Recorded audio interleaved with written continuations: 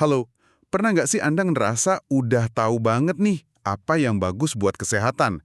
Kayak, harusnya lebih banyak gerak, makan sayur, tidur yang cukup gitu. Sering banget itu. Tapi entah kenapa ya, buat ngejadiin itu rutinitas, kok rasanya berat banget. Kayak niatnya sih ada, tapi pas dijalanin, gagal lagi, gagal lagi. Iya, itu umum kok. Anda nggak sendirian kalau gitu. Nah, kali ini kita mau coba bedah bab 30 dari buku Brain Power. Fokusnya tuh, kenapa sih bisa gitu? Dan gimana caranya biar tahu sama melakukan itu nyambung? Khususnya soal membentuk kebiasaan sehat. Pas banget topiknya. Soalnya kan ada studi bilang sekitar 40% yang kita lakuin tiap hari itu bukan keputusan sadar loh. 40%, banyak juga ya. Ya, itu udah kebiasaan aja. Otak kita kan emang dasarnya nyari gampangnya. Jadi banyak perilaku dibikin otomatis. Tapi ya itu, mekanisme ini juga bisa bikin kita kejebak di pola yang nggak sehat. Jadi kayak pedang bermata dua gitu ya. Bisa dibilang gitu. Nah, yang menarik justru kalau kita paham gimana proses di otaknya, itu bisa ngasih kita kendali lebih buat bikin perubahan yang awet. Betul, betul. Jadi misi kita di pembahasan ini, kita kupas nih sains di balik kebiasaan menurut bab 30, terus kita cari strategi praktisnya yang bisa langsung Anda coba. Siap. Siap buat ibaratnya memprogram ulang sebagian dari 40% rutinitas harian Anda? Oke, kita mulai dari dasar dulu ya. Apa sih yang sebenarnya terjadi di otak pas kebiasaan itu lagi dibentuk?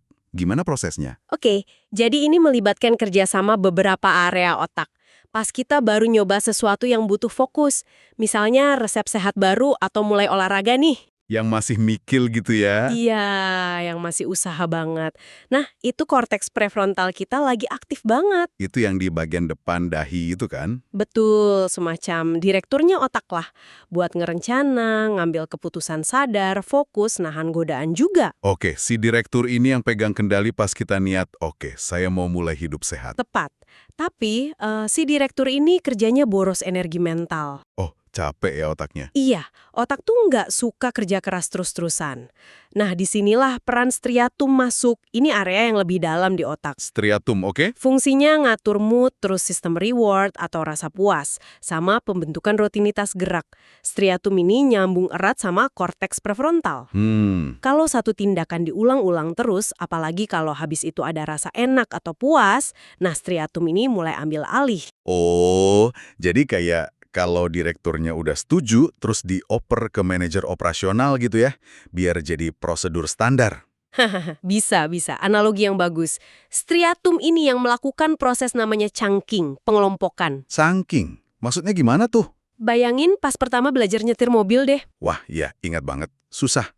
Kan tiap langkah, injek kopling, pindah gigi, lepas pelan sambil gas, itu butuh konsentrasi penuh kan? Pakai korteks prefrontal. Iya banget. Tapi kalau udah diulang terus, nah striatum ini ngemas semua langkah itu jadi satu paket otomatis. Nyetir.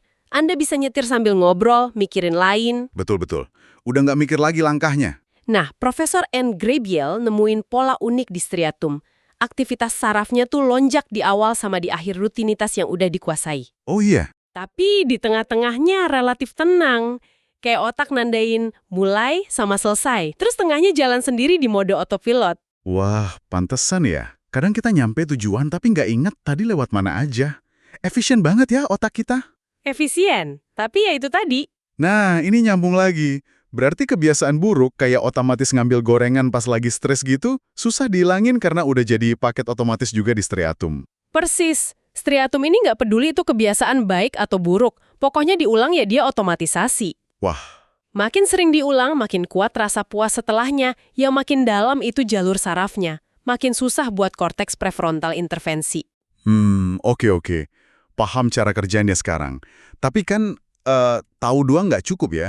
Gimana nih cara kita pakai pemahaman ini buat ngebangun kebiasaan baru yang kita mau? Misalnya, saya pengen deh bisa peregangan tiap pagi.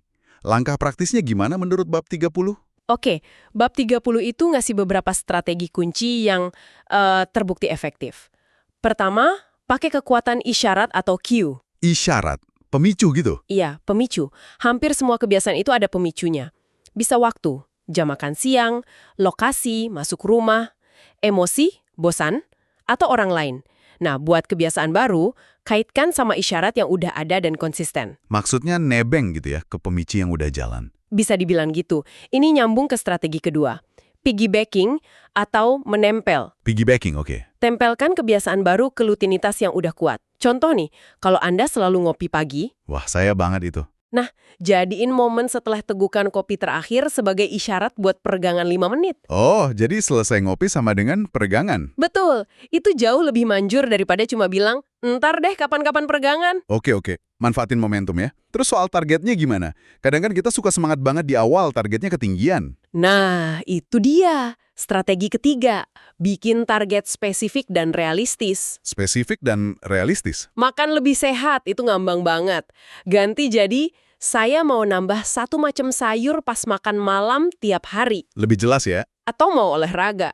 Kalau belum pernah lari, ya jangan langsung target 10 kilo. Mulai aja. Saya mau jalan cepat 15 menit abis pulang kerja. Mulai dari yang kecil, spesifik, itu ngebangun rasa bisa dan gak bikin keder duluan. Ingat, tujuannya kan otomatisasi, bukan aksi heroik sesekali. Setuju. Mending sukses kecil tapi rutin daripada target gede tapi gagal di minggu pertama. Terus gimana biar niat ini lebih terkunci? Biar nggak gampang goyah sama mood atau gangguan lain. Nah, ini strategi keempat masuk. Rencana jika maka atau if dan planning. Jika maka. Kayak pemrograman ya? Mirip. Ini ampuh banget karena kayak ngasih instruksi langsung ke otak. Nggak perlu lewat mikir panjang lagi. Formulanya simple. Jika situasi X terjadi, maka saya akan melakukan Y. Contohnya? Contoh, jika saya selesai makan malam, maka saya akan langsung pakai sepatu jalan. Atau, jika saya ngerasa pengen ngemil sore-sore, maka saya akan minum segelas air putih dulu. Oh, jadi langsung ada jawabannya gitu ya? Pas pemicunya datang. Iya, membantu mengotomatiskan respons terhadap isyarat tertentu. Oke. Nah, semua ini pasti butuh diulang-ulang terus kan? Konsistensi. Konsistensi itu fondasinya. Ini bukan soal disiplin atau motivasi harus tinggi terus. Justru sebaliknya. Oh ya? Tiap kali Anda ngelakuin perilaku baru itu sesuai rencana, Anda itu secara fisik nguatin jalur saraf di striatum. Kayak bikin jalan setapak di hutan lah. Makin sering dilewatin, makin jelas jalannya. Betul. Sampai akhirnya jadi jalan raya yang mulus. Konsistensi di awal itu yang penting buat ngaspal jalannya. Penelitian nunjukin pengulangan itu yang paling penting buat otomatisasi jangka panjang, bahkan lebih dari sekedar kemauan keras. Jadi lakukan aja terus, walau lagi nggak mood. Iya, sampai mencapai dataran tinggi atau plateo. Plateo. Titik di mana kebiasaannya mulai enteng gitu ya, nggak perlu maksa diri lagi. Tepat. Plateo itu tanda striatum udah mulai ambil alih. Perilakunya jadi lebih otomatis, butuh lebih sedikit usaha sadar dari korteks prefrontal. Nah, pertanyaannya kan, berapa lama sih buat nyampe plateo ini? Nah, iya itu. Sering dengar katanya 21 hari. Bab 30 ngasih jawaban menarik. Beda-beda banget tiap orang. Studi yang dirujuk nemuin rata-rata sih sekitar 66 hari. 66 hari? 2 bulan lebih ya? Iya, tapi rentangnya lebar banget. Ada yang cuma 18 hari udah otomatis, ada yang sampai 254 hari. Wah, hampir 9 bulan. Jauh banget bedanya. Signifikan kan? Jadi mitos 21 hari itu ya nggak sepenuhnya pas buat semua orang. Oke, jadi pesannya jangan putus asa kalau sebulan belum otomatis ya. Mungkin emang butuh waktu lebih lama dan itu normal. Penting banget buat dipahami ini. Tiap orang, tiap kebiasaan, beda perjalanannya. Kuncinya bukan ngejar waktu, tapi fokus ke proses ngulangnya yang konsisten. Oke, sip. Tadi kita udah bahas cara ngebangun yang baik. Sekarang, bagian yang seringnya lebih susah nih. Ngilangin kebiasaan buruk yang udah nempel banget. Kenapa sih rasanya susah banget misalnya berhenti ngerokok atau ngurangin gula, padahal kita tahu itu jelek? Apa yang terjadi di otak? Tantangannya emang nyata secara neurologis. Ada temuan menarik nih dari timnya Profesor Graybill soal peran interneuron di dalam striatum. Interneuron, apa lagi itu? Itu sel saraf yang tugasnya ngerem aktivitas sel saraf lain.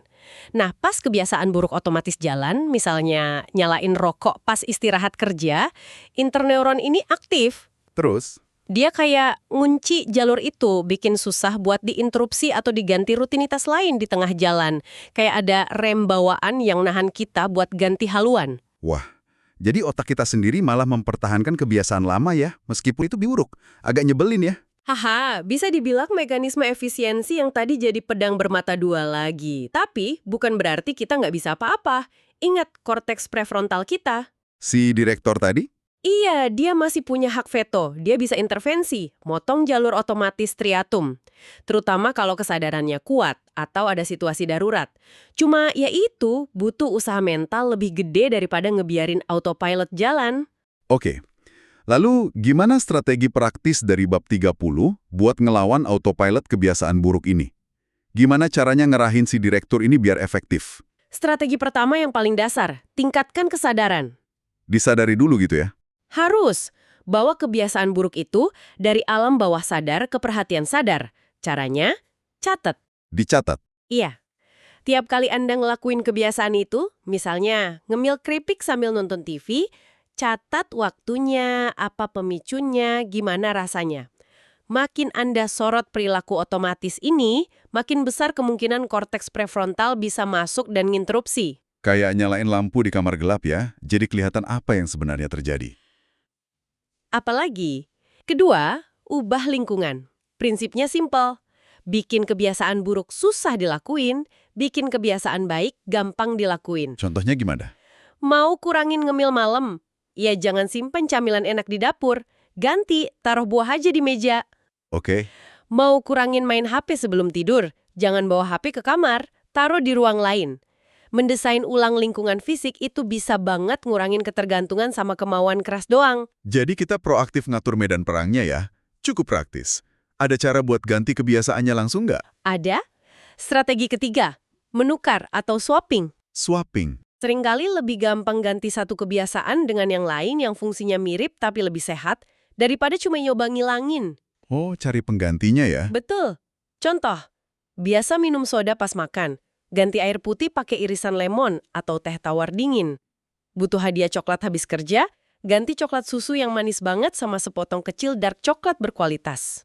Dark coklat ya, yang juga dianjurin di bagian diet buku ini kan? Iya. Atau kalau pemicunya stres terus biasa ngerokok, coba ganti jalan kaki sebentar atau latihan napas dalam. Mencari alternatif yang lebih baik buat kebutuhan yang sama. Nah, tadi disebut stres jadi pemicu. Berarti ngelola stres juga penting dong? Krusial banget. Stres itu musuh besar dalam perubahan kebiasaan. Kenapa gitu? Pas stres, korteks prefrontal kita yang tugas yang ngontrol diri itu cenderung lemah. Sementara dorongan buat nyari nyaman instan, seringnya lewat kebiasaan buruk, itu nguatin. Oh, jadi pertahanannya nyebol gitu ya? Bisa jadi. Makanya, nerapin teknik manajemen stres yang sehat, entah meditasi, olahraga, hobi, itu secara nggak langsung bantu kita mempertahankan kebiasaan baik dan nolak yang buruk. Oke, lengkap juga ya strateginya. Mulai dari sadar, lingkungan, ganti, sampai kelola stres. Tapi ada satu lagi nih yang belum kita bahas dalam. Soal imbalan atau reward. Seberapa penting sih peran rasa enak ini? Perannya sentral banget. Terutama buat ngejelasin kenapa beberapa kebiasaan itu lengket banget. Otak kita punya jalur penghargaan, reward pathway. Yang bikin seneng itu ya, dopamin. Tinggi kalori, seks, interaksi sosial. Nah, kebiasaan yang berhasil ngebajak jalur ini, Contohnya? makan manis, berlemak, ngerokok, nikotin, bahkan notifikasi sosmed, itu bisa juga. Itu diperkuat secara kimiawi di otak. Wah, Jadi lebih gampang terbentuk dan jauh lebih susah dilepas. Otak belajar. Lakuin ini lagi, enak rasanya. ini implikasinya menarik buat ngebentuk kebiasaan sehat. Berarti cara terbaik buat mulai itu milih aktivitas sehat yang emang dari awal kita suka gitu. Tepat sekali. Ini kunci buat motivasi jangka panjang yang nggak kerasa kayak paksaan. Jadi nggak harus nyiksa diri ya? Nggak harus. Kalau mau lebih aktif tapi benci nge-gym, ya jangan paksain ke gym. Cari aktivitas fisik lain yang Anda suka. Nari mungkin, berenang, berkebun, hiking. Oke. Mau makan sayur tapi nggak doyan salad hambar. Cari resep sayur enak yang Anda nikmatin. Kalau aktivitas sehat itu sendiri ngasih rasa seneng atau puas, Anda otomatis ngaktifin jalur reward. Wah, ini bikin prosesnya jadi lebih gampang ya? Jauh lebih gampang dan berkelanjutan. Ini pesan yang melegakan sih sebenarnya. Jadi lebih sehat itu nggak harus sengsara. Bisa jadi proses yang menyenangkan kalau kita pinter milih jalannya. Betul. Nemu kesenangan intrinsik dalam prosesnya itu salah satu cheat code kebiasaan yang paling ampuh. Baiklah, coba kita rangkum yuk inti dari pembahasan bab 30 ini. Pertama, otak kita itu pinter banget bikin perilaku jadi otomatis. Lewat area namanya striatum. Pakai proses chunking biar kita nggak capek mikir terus. Kedua, kita bisa kok secara sadar ngebentuk kebiasaan baru pakai strategi jitu. Pakai isyarat yang jelas, bikin rencana spesifik dan realistis, mulai dari yang kecil aja dulu. Spal jalurnya di otak. Ingat, waktunya bisa beda-beda tiap orang. Ketiga, buat ngilangin kebiasaan buruk, tantangannya ada di rem interneuron di striatum. Tapi bisa diatasi dengan naikin kesadaran, catat polanya. Ubah lingkungan, biar nggak mendukung. Tukar sama alternatif yang lebih sehat dan penting banget, kelola stres. Dan keempat, jangan remehin kekuatan rasa enak atau reward. Betul. Kebiasaan yang kita nikmatin dari awal bakal lebih gampang nempel karena ngeaktifin jalur penghargaan di otak. Jadi pilihlah jalan sehat yang juga bikin Anda seneng. Pesan mendasar dari bab 30 ini, dan mungkin dari buku Brain Power secara keseluruhan, yaitu tadi, ngerawat otak lewat gaya hidup sehat itu maraton, bukan sprint. Gak ada cara instan. Ini soal ngebangun perubahan kecil tapi konsisten, sampai akhirnya jadi bagian otomatis dari diri kita. Semoga strategi-strategi tadi bisa jadi bekal buat Anda memulai atau melanjutkan perjalanan itu ya. Nah, sebagai penutup nih, saya mau ninggalin satu pertanyaan buat Anda renungin. Mengingat kita tahu waktu ngebentuk kebiasaan itu bisa beda-beda banget, dari minggu sampai bulan, apa sih satu kebiasaan kecil tapi penting yang paling pengen Anda mulai bangun secara konsisten mulai hari ini? Dengan komitmen buat terus ngelakuin, nggak peduli berapa lama sampai akhirnya jadi otomatis. Pertanyaan reflektif yang bagus banget buat dibawa pulang. Terima kasih sudah menyimak pembahasan mendalam kita kali ini. Sampai jumpa di kesempatan berikutnya.